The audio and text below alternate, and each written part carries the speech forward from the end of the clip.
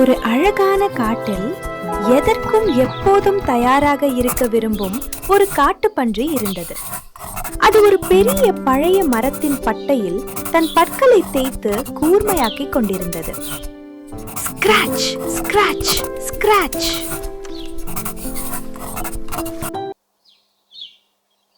ஐயா, காட்டு பன்றியாரே, என்ன பண்ணிக்கிட்டு இருக்கீங்க? மரத்துல உங்க பற்களை தேய்ச்சி கூர்மையாக்குறீங்களா? காடு ரொம்ப அமைதியா இருக்கு.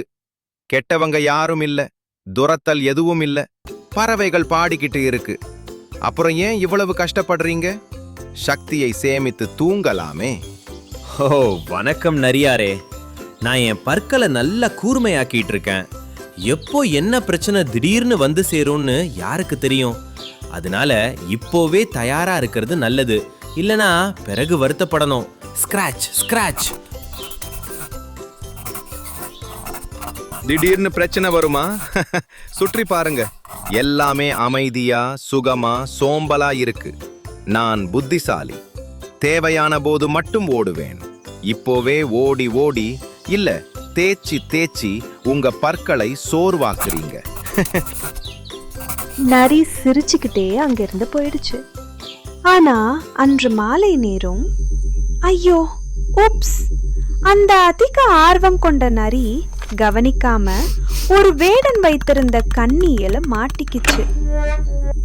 ஆஹா, உதவி உதவி, என் கால் சிக்கிட்டே.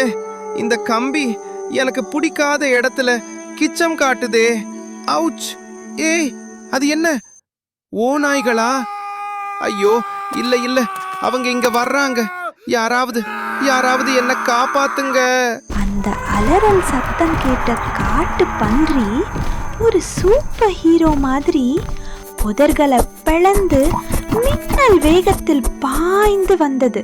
நரியே, இதோ நான் வந்துட்டேன். முட்டாள் வலையே, இதோ பாரு, உன்னை வெட்டி வீசுறேன். Slash slash. அவ்வளவுதான் நரியே, உனக்கு விடுதலை. ஓநாய்களே, ஓடி போயிட்டுங்க. நண்பனா கொடுக்கிற கடைசி எச்சரிக்கை இது. டேய், எல்லாரும் அந்த பன்னியோட பல்ல பாருங்கடா. ஈட்டி மாதிரி நம்மள குத்துறதுக்கு தயாரா இருக்கு. இந்த பன்னியை சாப்பிட முயற்சி பண்ணுனா நம்ம உடம்பு பஞ்சர் ஆகிடும். ஆமா தல, இந்த காட்டு பன்றி நடந்து வர்ற ஊசி தலையணை மாதிரி இருக்கு. பசி சாப்பிட சொல்லுது, ஆனா என் வாள் ஓடு ஓடுன்னு சொல்லுது. ஐயோ, நரியோட அலறல் சத்தத்தை கேட்டு வந்தா இந்த காட்டு பன்றி மதுரை வீரன் ஈட்டியோட நிக்கிற மாதிரி நிக்குது. சும்மா வாக்கிங் வந்தோன்னு சொல்லிட்டு அப்படியே ஒன்னும் தெரியாத மாதிரி தப்பிச்சு ஓடிடலாம் தல. லா லா லா லா லா லா. ஐயா, காட்டு பன்றியாரு, நலமா? வீட்ல பாட்டி எப்படி இருக்காங்க? அவங்கள கேட்டதா சொல்லுங்க. பசங்க பள்ளிக்கூட விடுமுறைக்கு அவங்க மாமா வீட்டுக்கு போகணும்னு சொன்னாங்க. அதான் வந்தோம். நாங்க போற வழியில ஏதாவது வாழைப்பழம் சாப்பிட்டுட்டு போயிடுவோம். ஆமா ஆமா, பழம்தான். By by. ஓநாய்கள் வாளை சுருட்டி கொண்டு பின்னங்கால் பிடரியில் அடிக்கத தப்பித்து ஓடின. வாவ், காட்டு பன்றியாரே, உங்க பற்கள் மாய வாள் மாதிரி இருக்கு. அந்த ஓநாய்கள் உங்க பல்ல பார்த்துக்கே பயந்து ஓடிட்டு. ரொம்ப நன்றி.